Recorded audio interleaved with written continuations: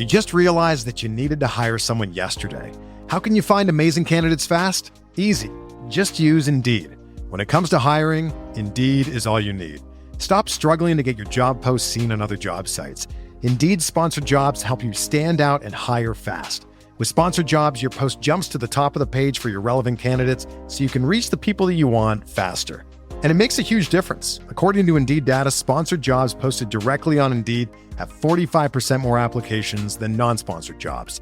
Plus, with Indeed sponsored jobs, there's no monthly subscriptions, no long-term contracts, and you only pay for results. How fast is Indeed? Well, in the minute I've been talking to you, 23 hires were made on Indeed, according to Indeed data worldwide.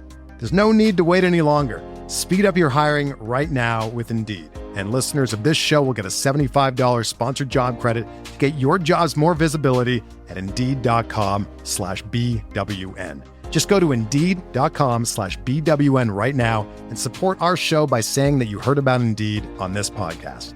Indeed.com/BWN. Terms and conditions apply. Hiring? Indeed is all you need.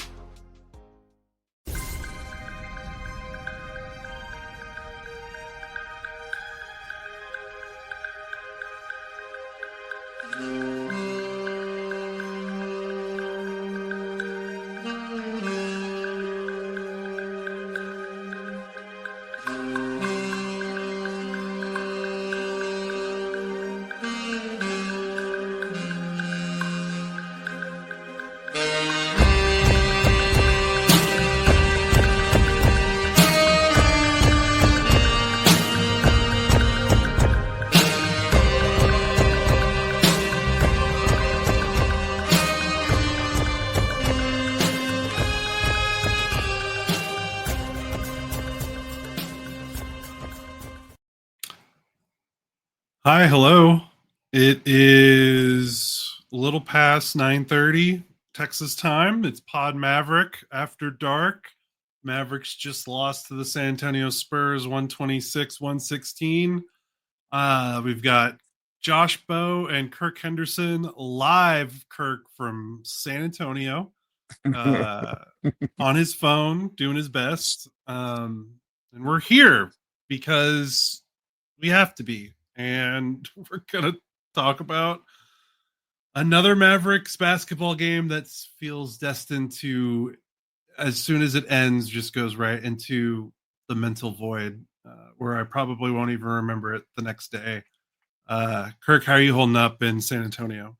Okay. About 2 months ago, my son asked if we could go to see the Alamo, and he also mentioned that he wanted to see Wemby. Now, because he's 8 years old, I don't really think he made the connection that those two things were in the same city. So this seemed like a fair thing to ask. My wife got tickets, and we decided to come down here. And then after Wemby got hurt, and then after Luka was traded, we still decided to come down here. Um, I got not somehow, this was a choice. Parker selected his mother to take him to the game tonight over me. And I think they had a pretty good time because the seats were pretty good. And I know from text messages from her, the sign he made for Kessler Edwards. Kessler Edwards came over and signed it, which is it's a nice little core memory for a youth. But as far as like the basketball goes, this is how I expected the other night to go. The Spurs, the Monday night game that they played was an abomination It really to was. to the basketball gods. Now, Josh and I have said this before, and it's worth saying again. The team that the Mavericks keep rolling out there are playing so hard, and it's kind of hard not to root for them. Yeah, there's a lot of fans that are kind of firmly on the Mavericks need to tank, and it's like, first of all, players don't tank, and second of all, the Mavericks are like six and a half healthy guys in a given night. So the fact that they went down there after playing on Sunday and then kind of they really kicked the crap out of the Spurs. They just can't really defend. Um, so that's just sort of where we ended up. Yeah. It was fun to see the Mavericks do a little something. I'm really we're keeping like an obnoxiously close eye on these two-way contracts, and the fact that we actually have to care is really kind of frightening because they need the bodies. Do you know what I mean? Right. Kessel Edwards has 4 more games after this one. I can't remember how many Brandon Williams has off the top of my head. I know we're writing about that on the site. He's got to have more because I I feel think like we he went through does. a Yeah. really long stretch where he was with the team, but he never actually played. Because I think you Right. actually have to play. Oh, you It's have to not play. like I you're thought it was if suiting you were up. activate. I thought if you suited up that counted. I don't know, That's a but I good don't know. question. I No, don't Michael know. wrote about it and I edited the piece and I can't remember. Good I job, know. Brain. I know. It's got to be. He's got to have more because Kessler, I feel like, has been playing every game for like the Hmm. last month, and I know They've been putting him in at spot minutes even before everything got goofy. yeah, even when before the Luca trade. Yeah, it's yeah that Monday game. I know I wasn't here to talk about it, but I checked in on the score a little bit. I was out sick for that one. You're right, that was an abomination. That was insane. I don't know because San Antonio is pretty much still playing their guys. It is kind of funny though that both teams are kind of similar in the fact that they both don't really have any big men. Hmm. I mean, the Spurs are starting 10-day contract Bismack Biyombo, and otherwise they're not really playing a center. And it turns out if you don't have a center, it's really hard to play defense because both of these teams have been scoring at will in these 2 games. Like the Mavericks went 55.6 from the floor, 40.6% from 3, and they lost by 10, Do you want to hear a stat? which is hilarious. Yeah, go ahead. Here, just because I'll forget this. Harrison Barnes in these 2 games shot 18 of 21 from the floor. He only missed 3 shots. 3 shots in 2 games. And I don't think he took a lot of threes. It was all around the basket. Like the points in the paint in these last couple of games have been outrageous. Spurs had 66 tonight. Mavs had 52. Turns out if you don't have Anthony Davis or Victor Wembanyama or Daniel Gafford or Derek Lively, it's very easy to score at the rim. The Spurs were 25 of 36 in the restricted area. The Mavericks were 22 of 31. Just really like this was pinnacle like March, like in the good way, like Hmm. March NBA basketball. If it's between 2 teams that are their seasons are toast, it's either games like tonight where neither team can stop anyone, and it's high scoring, or it's like 90, 94 to 90 where no one can score. So I'd rather at least this was enjoyable to watch Yep. aesthetically, unless you like defense. And sorry about you. Which, if I think in terms of an entertainment product, the Mavericks had it tonight. Now, if you're looking at the box score, you can really tell pretty easily how the Mavericks won this game. First of all, their starters got absolutely wrecked. The fact that they only lost the game by 10 is actually pretty interesting when every single one of their starters has at least a negative 11 plus minus. Yes. That's kind of hard to do. The second thing that really jumps off the page is that no Maverick had more than 5 rebounds. And most Mavericks had no. Oh no, I got that. Yeah, Dwight Powell had 5 rebounds, only one. Every single other Maverick had 4 or less rebounds, and I think the Mavericks got out rebounded by close to 20 boards. It's pretty bad. Yeah, the Spurs had 13 offensive rebounds. The Mavs had 3. This and what's funny is the Spurs, the who got all their rebounds. It wasn't even their bigs. De'Aaron Fox and Devin Vassell combined for 19 rebounds, which I don't know. Is that Well, more he than the must have entire starting lineup of the Mavericks had? I think he, almost. he he must have heard me calling him a fraud from every platform that I had because he That Monday he game was like that was bad. 6 of 13 from the floor in 39 minutes. He was just out there getting some cardio. And tonight he looked like a superstar. He looked like how He he normally looks against Dallas yeah, yeah. because this is kind And of what he always does. and what's funny about all this is like the Suns keep losing. I know. So it's like ultimately kind of fruitless. Like I really do. I kind of think the Mavericks are going to make the play-in I game. think they are. Even if none of the bigs come back in time, I think they're still going to make the play. Hmm. Hmm. And I don't even think it's going to be like I don't think they're going to go on a winning streak. The Mm-mm. Suns can't. The Suns are what they are 30 and 36. The Mavericks are 33 and 34. So the Suns are 2 games behind in the loss column. I just don't see the Suns winning enough games to jump out ahead of them, even if Nope, and Dallas loses 5 of every 6 games they played at the end of the season.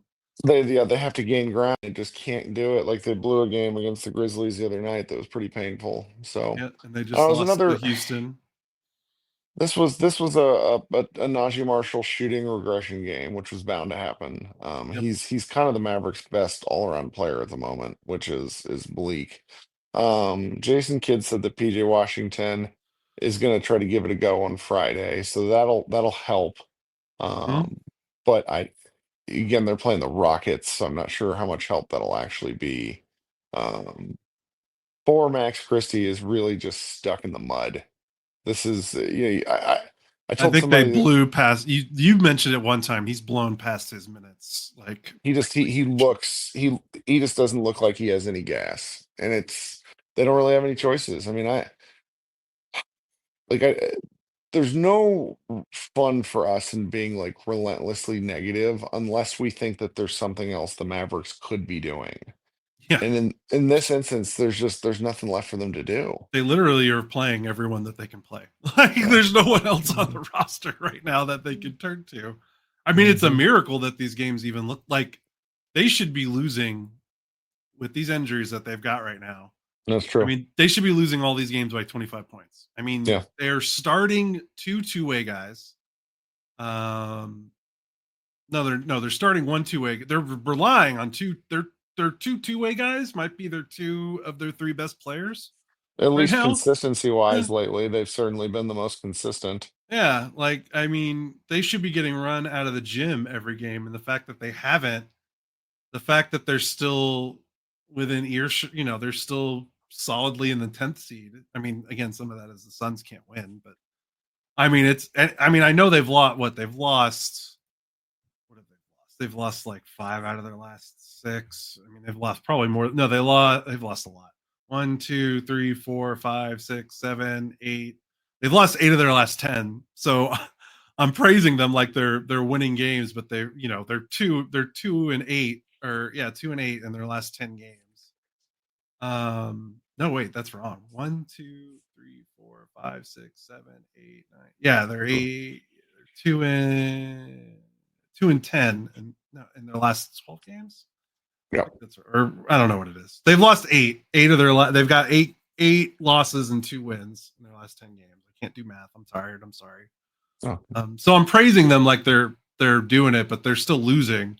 But most of these games are they're at least somewhat competitive. The Milwaukee game, the Sacramento game, and those were bad. But the Memphis and the Phoenix game and these Spurs yep. games have been relatively close. Like I don't know, maybe they are going to run out of gas eventually. But I mean, they play some pretty ranked teams to close the season. Like they still play Philadelphia, they still play Brooklyn, they still play Chicago. Orlando's kind of weird. They play Brooklyn twice, Atlanta, Toronto. So they've still got some games against teams that don't really have a ton to play for either. So I mean, they could sneak in a game like they just won Monday. I wouldn't, Yeah. that wouldn't surprise me. But And I think that just is going to be the way it goes. Like the Mavericks are going to enter the play-in under 500, but it's not going yeah, to be.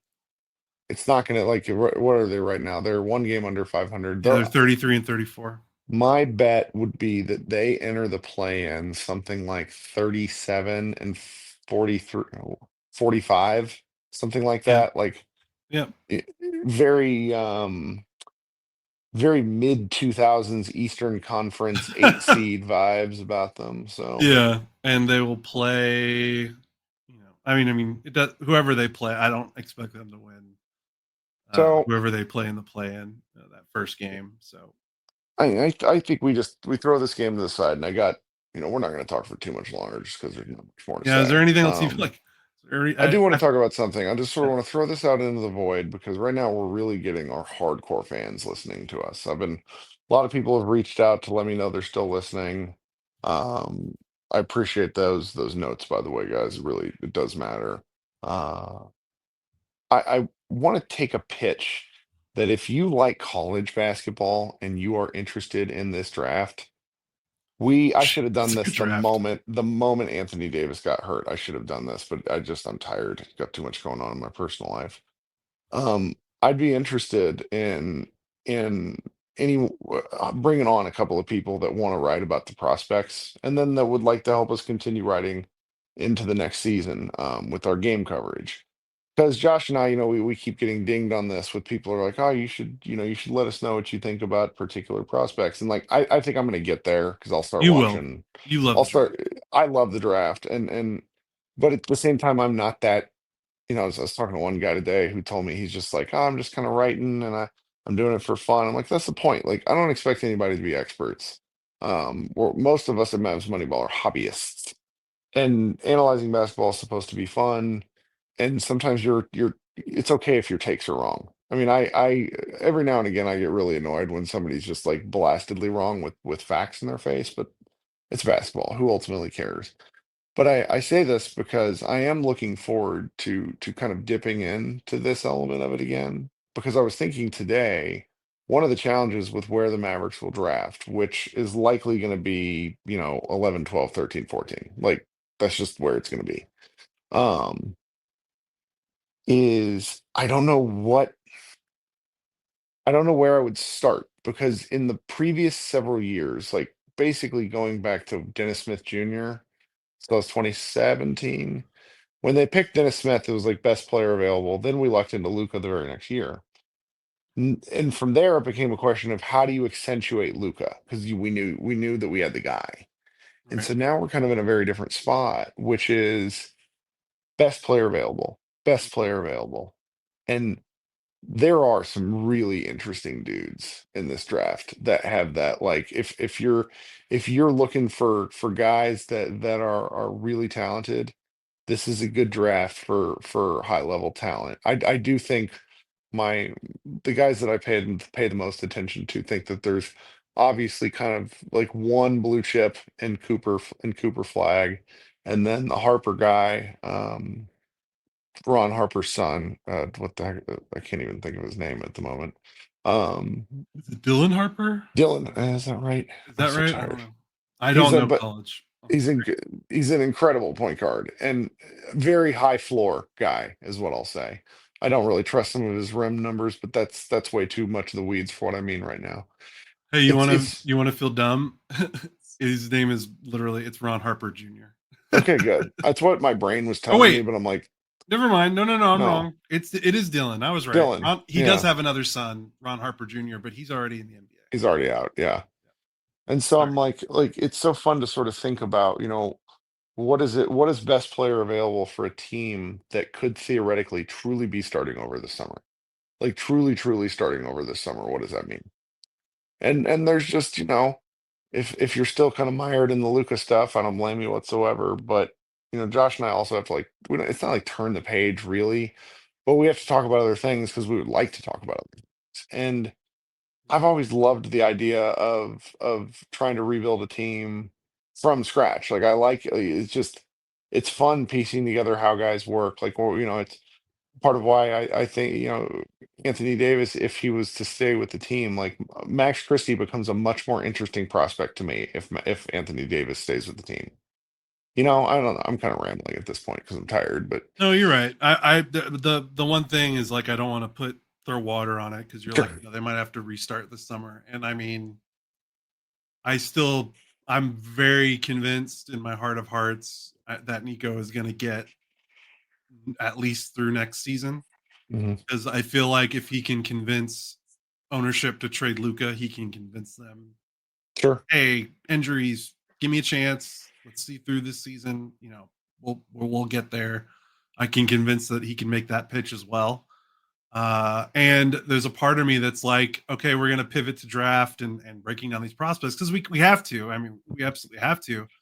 But that sinking feeling that this pick that they're going to get is not going to be on the team in October, Right. uh, whether it's in Phoenix or it's in somewhere else, because Nico has said he literally said he basically only cares about the next 3 to 4 years. Mhm.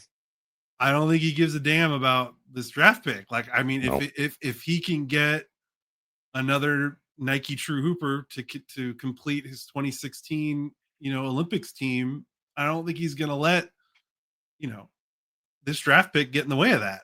Like, I just don't. Like, we already You're saw right. how he negotiated with the Lakers for Luca. Like, he just wants, give me what he wants, and then you don't have to really negotiate any further. Like, if Phoenix is like, you can have Kevin Durant, but we want your 5th overall pick, like he's gonna say no. Like, after what he's stated he wants his vision for and what his timeline is. So Yeah.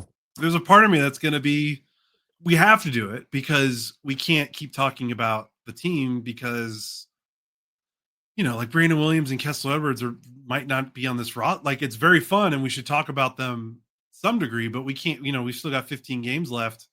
They aren't going to be on the team next year, most likely. They're two-way guys. Like, they're going to be free. The Mavericks cap situation is very weird. Like, they aren't going to stick around and wait around for the Mavericks. Like, if another team offers them a contract this summer, they're probably going to have to jump on it. Those kind of guys can't really afford to sit and wait. And past that, it's like,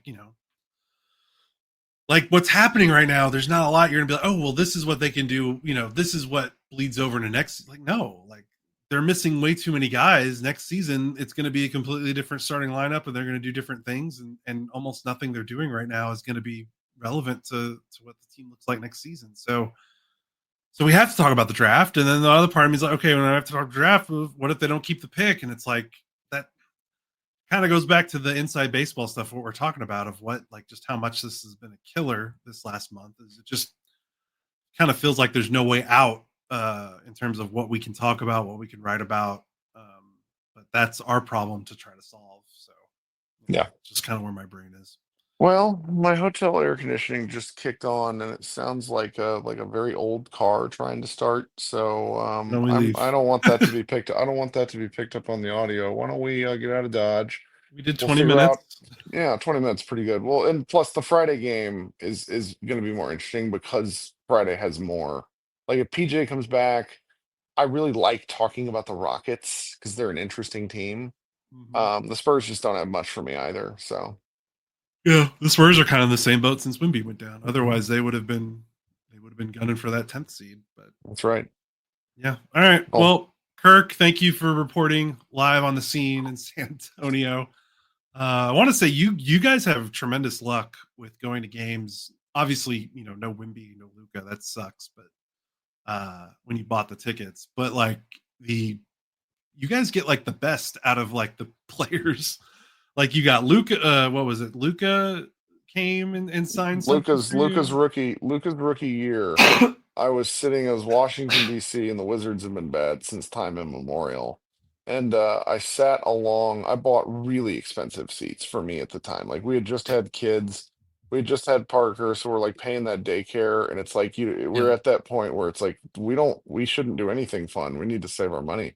And I think I spent like $500 on these seats, which for where they're located and understanding it's an NBA game, like right along the floor to the tunnel, is not that much, but it is that much for Yeah. anybody that has a brain.